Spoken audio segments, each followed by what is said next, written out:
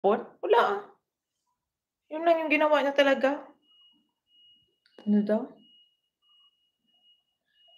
Aga ko na palaban sa live ko, dumugo ang ilong ko giatay. Sana all maaga napapalaban sa live, dito nga wala, eh. Kalat nga. Halata bang kalat, hindi mo nga napansin? Labas na sa screen. Yung klaro mo na 'pag tumagilid siya, dalawa na talaga.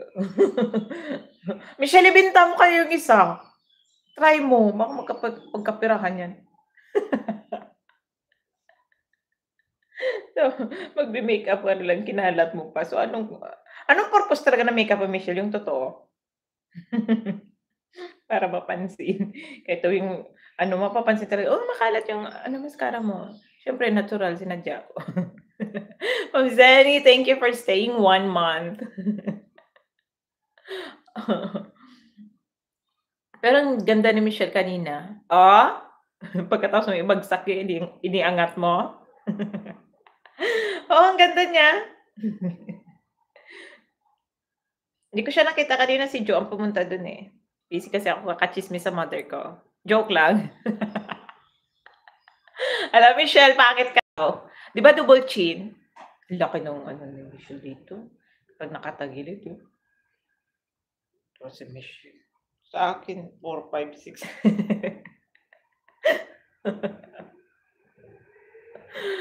Sabi ko nga yung kilay ng isa nakataas kasi. Di ko alam kung kaliwa, kanan ba yun, sabi ko ng kaliwa. Pero di ko talaga alam kung kaliwa kaya yung tinouch man niya kanan. Nakatara yung isa, tapos yung isa mabait. Sabi niya paano daw maging katulad ng kilay ko. Gawin mong straight, kay straight man yung kilay ko. So ngayon, magguhit ka, Michelle. Iguhit mo, straight mo yung lapis, yung kilay mo pa gano'n. So hayaan mo na, straight ang lapis, yung kilay may Nike. Girls, good morning. Sana all nakabingwit ng AFAM. Tapos nagulat ka nasa kabilang barangay na.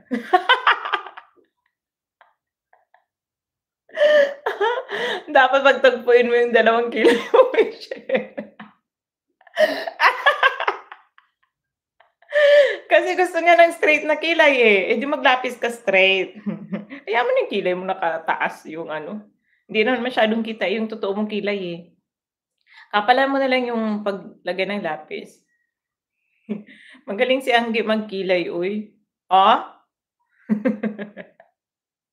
Ano ba yun? Nakikita ko yung ginagawa ni Anggi. Ano ba kasing ginagawa mo dun, Ge?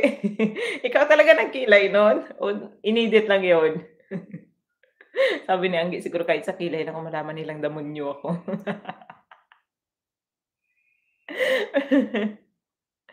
Si MMR pala maganda, first time ko siya makita sa short video ni Sir Dan. Hindi, maganda si Michelle. Grabe ka, Ge. Ang daming maganda diyan. Ngayon mo lang nakikita, Ge, sobra-sobra ka. Parang si Mr. Suabe ang kilay niyan. Hala ka, Ge, binabagsak ka na rin ni Michelle. Ako nagkilay nun, pentel pen. Sino si John Michael, jowa ni Megan? Agoy, si John Michael, ano ni Jessa yan, buang ko talaga. Kabit. Hala, pinagbintangan na naman si Megan. Si Megan hindi ko alam kung nasaan si Megan, 'di na nagpaparamdam. Buti nabura ano daw yun, 1 week bago mabura. Kaya inulit-ulit pa niya yung picture. Pinagpasahan niya muna. Ex ko yan. Akala ko yun na naman, yun una ni Megan. Kapangalan kasi.